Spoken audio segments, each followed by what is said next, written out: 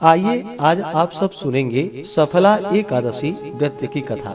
आप सभी भक्तों को सफला एकादशी व्रत की ढेर सारी शुभकामनाएं।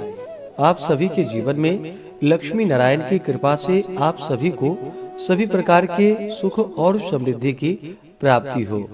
पौष मास कृष्ण पक्ष की एकादशी को इसे सफला एकादशी के नाम से जाना जाता है।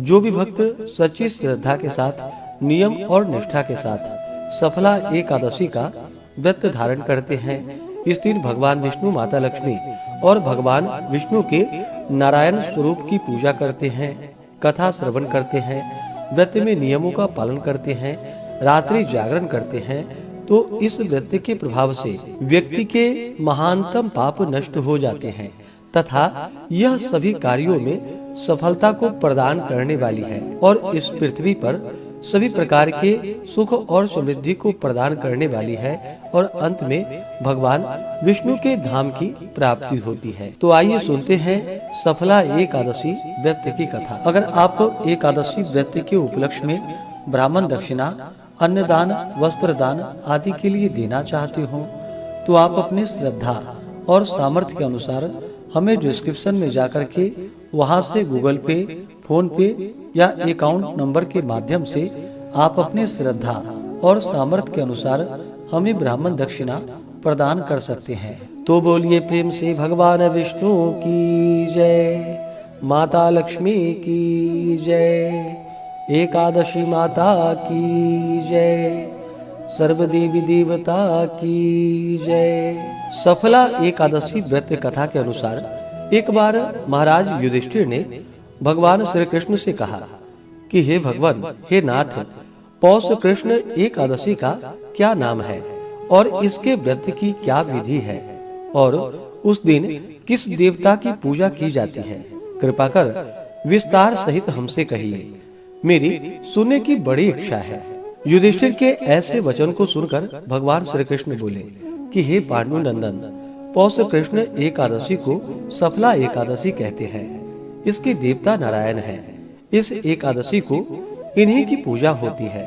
नारायण दक्षिणा सहित यज्ञों से उतना संतुष्ट नहीं होते हैं जितना कि एकादशी व्रत सहित रात्रि जागरण से संतुष्ट हो जाते हैं। जिस प्रकार देवताओं में विष्णु, मनुष्यों में ब्राह्मण, नागों में शेषनाग, पक्षियों में गरुड़ श्रेष्ठ माना गया है, उसी प्रकार व्रतों में एकादशी व्रत श्रेष्ठ है। एकादशी का व्रत करने वाला धन्य है और मेरा भी पूज्य है। मैं भी उसकी पूजा करता हूँ। सफला नामक इस एकादशी में ऋतु में उत्पन्न होने वाले प्राप्य फलों से भक्ति पूर्वक नारायण की पूजा करनी चाहिए अथवा नारियल, नींबू, अनार, सुपारी, लवंग आदि अर्पण कर धूप एवं दीप दान करना चाहिए। षोडशोपचार पूजा सहित रात को नृत्य एवं कीर्तन कर जागरण भी करना चाहिए। एकादशी व्रत के समान जो यज्ञ का पुण्य फल है वह किसी और दूसरे व्रत का फल नहीं है। 5 वर्ष तप करके जो पुण्य फल प्राप्त होता है वह पुण्य फल इस सफला नामक एकादशी व्रत के करने से प्राप्त हो जाता है। हे महाराज युधिष्ठिर, अब आप सफला एकादशी व्रत की कथा को सुनिए। हे राजन, पूर्व काल में महिष्मान नामक एक राजा था जिसकी राजधानी चंद्रावली थी। उस राजा के 4 पुत्र थे। सबसे बड़े पुत्र का नाम लुम्पक था, जो कि बड़ा ही दुष्ट, महानीच, पापी, धूर्त, हरि निंदक और वैश्यागामी था। साधु, वैष्णव एवं देवद्रोही था। उसके पिता ने उसे बहुत बार समझाया मगर उसकी समझ में कुछ नहीं आया। तब विवश होकर राजा ने उसे देश से निकलने का दंड दे दिया।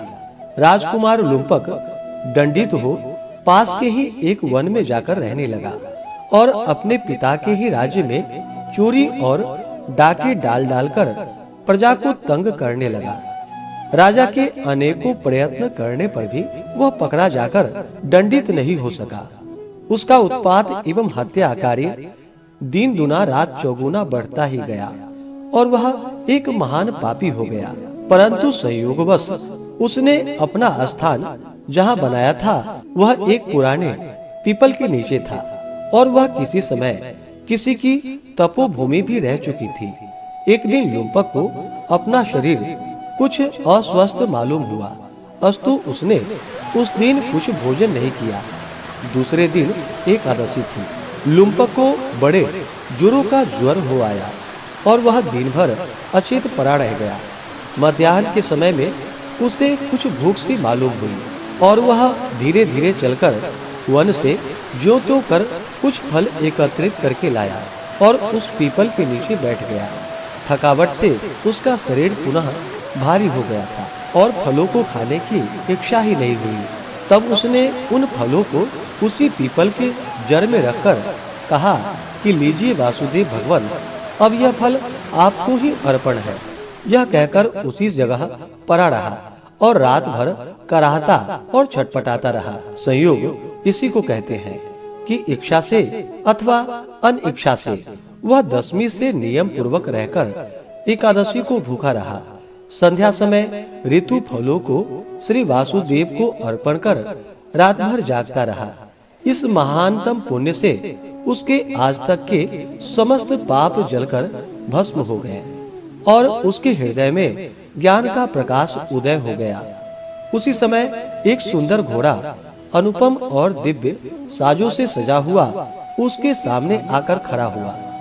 राजकुमार लुम्पक घोड़े को देख ही रहा था कि उसके कानों में साफ साफ सुनाई दिया कि हे राजकुमार, कल संध्या समय तुमने एकादशी व्रत करके ऋतु फलों से मेरी पूजा जो की थी, उसके पुण्य फल से तुम्हारे सभी पाप नष्ट हो गए हैं, साथ ही तुम्हारी प्रकृति भी बदल गई है। अब तुम इसी घोड़े पर सवार हो अपने पिता के पास चले जाओ, वह तुम्हें आदर पूर्वक रख लेंगे और तुम्हें तुम्हारा राज्य भी देंगे। राजकुमार लुम्पक ऐसी आकाशवाणी को सुनकर परम प्रसन्न हुआ और तत्काल ही दिव्य दिव्य वस्त्राभूषणों से भूषित हो घोड़े पर चढ़कर अपने पिता के पास जाकर उन्हें प्रणाम किया और अपना सारा का सारा वृतांत उनको कह सुनाया। राजा अपने पुत्र के ऐसे वचन को सुनकर और उसे परम तेजस्वी जानकर अत्यंत प्रसन्न हुआ और शीघ्र ही घर बाहर का सारा बंदोबस्त कर राज भी उसके हाथों में सौंप दिया। राजकुमार ने अत्यंत निपुणता के साथ अपना राज्य संभाला।